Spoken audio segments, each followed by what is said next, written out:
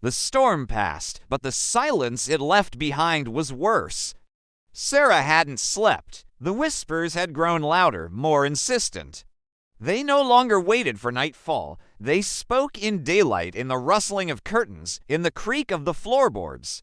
The garden was no longer outside, it was inside. It was everywhere.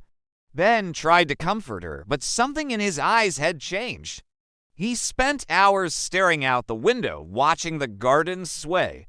He began to talk to it, whispering, laughing. One morning, Sarah found him barefoot in the backyard, kneeling in the soil, his hands buried deep. When she called his name, he turned slowly, his face streaked with dirt, his eyes glassy and distant.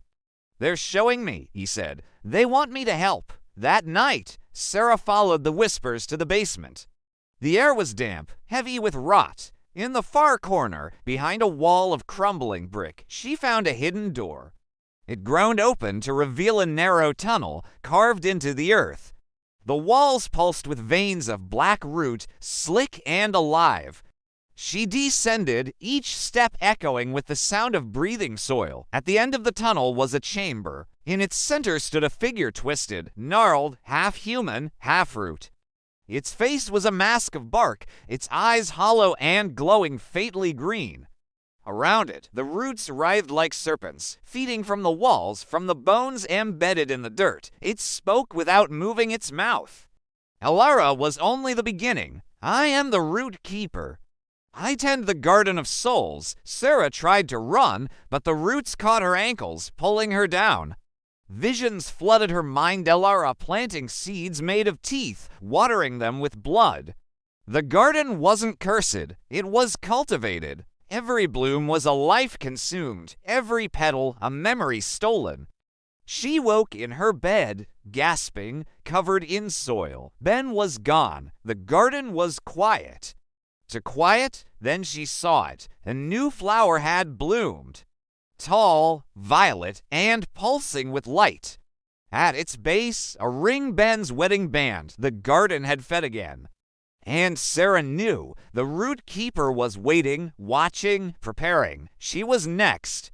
The screen went dark, leaving the audience in suspense. What will Sarah do now? Will she escape the clutches of the hypnotic garden before it's too late? Or will she fall prey to its allure like so many before her? The ending of episode 2 left us with more questions than answers. Who is the Rootkeepr and why did he spare Elara? What is the significance of the bones in the garden and how are they connected to the mysterious figure in the basement? And finally, what will become of Sarah and Ben? Will they be able to break the curse or are they doomed to wander the hypnotic garden forever? As the final episode of The Haunted Awakening draws near, we find ourselves on the edge of our seats, eager to uncover the secrets of the hypnotic garden and the sinister forces that control it. Join us as we delve deeper into the twisted narrative of this haunting tale. Sarah woke with a gasp, her heart pounding in her chest. The events of the previous night flashed through her mind, the whispering voices, the eerie glow of the garden, and the unsettling presence of the Rootkeepr. She had to get out, escape the clutches of this nightmare before it consumed her completely. But where was Ben? Had the garden claimed him as well? She called out his name, her voice echoing through the empty house. No answer. Had he been taken? Was he now part of the garden? Fear gnawed at her, urging her to flee, yet something held her back. Curiosity, perhaps, or a desperate hope that Ben was still out there somewhere. Sarah decided to venture out into the garden. As she stepped outside, the familiar scent of honeysuckle and lavender assaulted her nostrils, cloying and thick, like a suffocating blanket. The flowers seemed to be everywhere, their petals unfurling in a silent, hypnotic dance. Sunlight filtered through their ranks, casting an ethereal glow on the ground where strange symbols were etched. The wind shifted, carrying with it the faint strains of music, lilting and mournful. It seemed to beckon her forward, promising answers, perhaps, or maybe just deeper into the labyrinth. Suddenly, she noticed something peculiar. All the flowers facing her were white, devoid of color, as if drained of life itself. But those at her back, hidden from view, were in full bloom, vibrant and alive. A chill ran down her spine. Was this the work of the Rootkeepr? Was he testing her, watching from some unseen place? The thought of being hunted, of being stalked by an unseen predator, sent a jolt of adrenaline through her.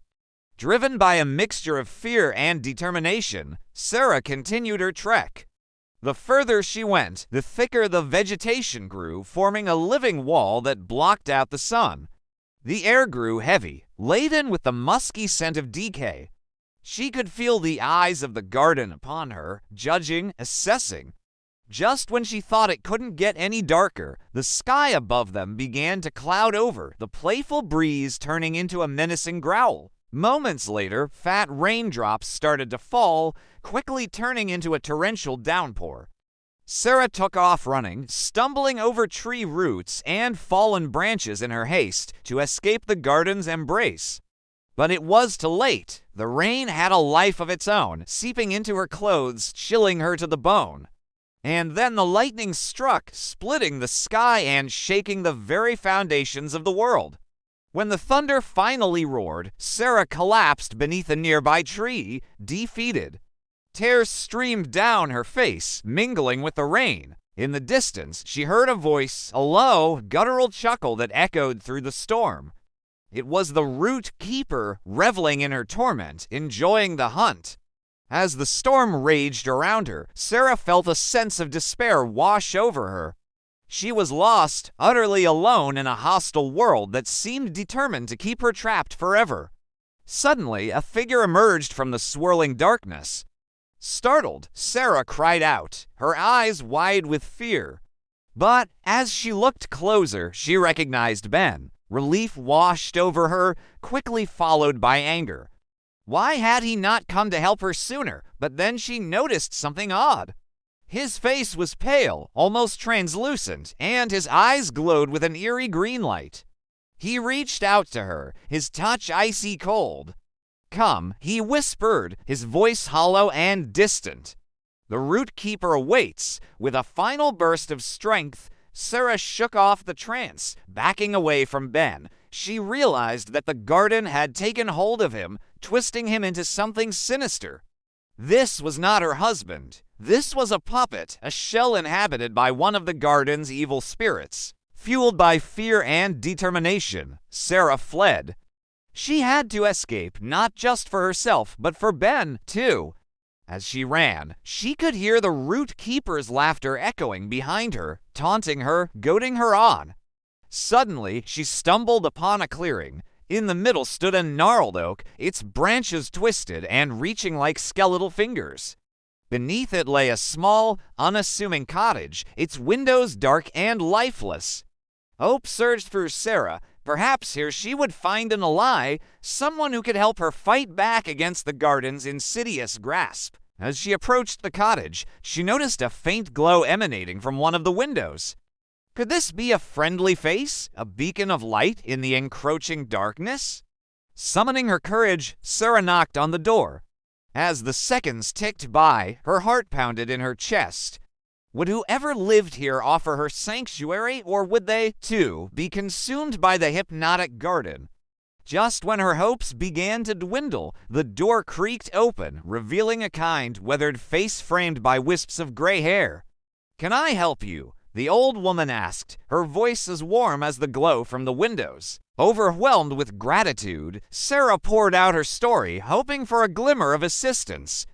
The old woman listened patiently, her gaze never wavering. When Sarah finally fell silent, the woman spoke, her voice grave. "I knew this day would come," she said, stepping aside to usher Sarah in. "Come, child, you are safe here for now." Inside, the cottage was filled with an assortment of herbs, dried flowers, and strange, mystical trinkets. On the walls hung various charms and amulets, each seemingly imbued with a protective energy. The old woman gestured for Sarah to sit as she rumfamilied through a drawer, muttering to herself. Finally, she emerged with a small, intricately carved box.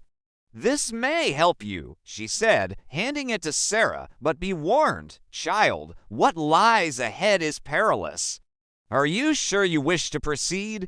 Sarah hesitated, torn between her desire to save Ben and the danger that lay ahead. But as she looked at the box in her hands, she knew she had no choice. She had to try.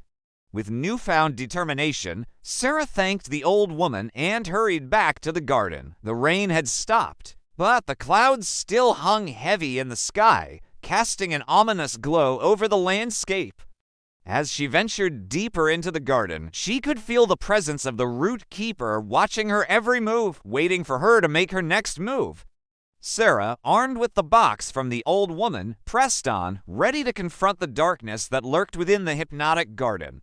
What will Sarah do with the box? Will it help her defeat the Rootkeepr, or will the garden's evil prove too powerful? Find out in the next thrilling episode of The Haunted Awakening. Don't forget to subscribe for more spine-chilling tales.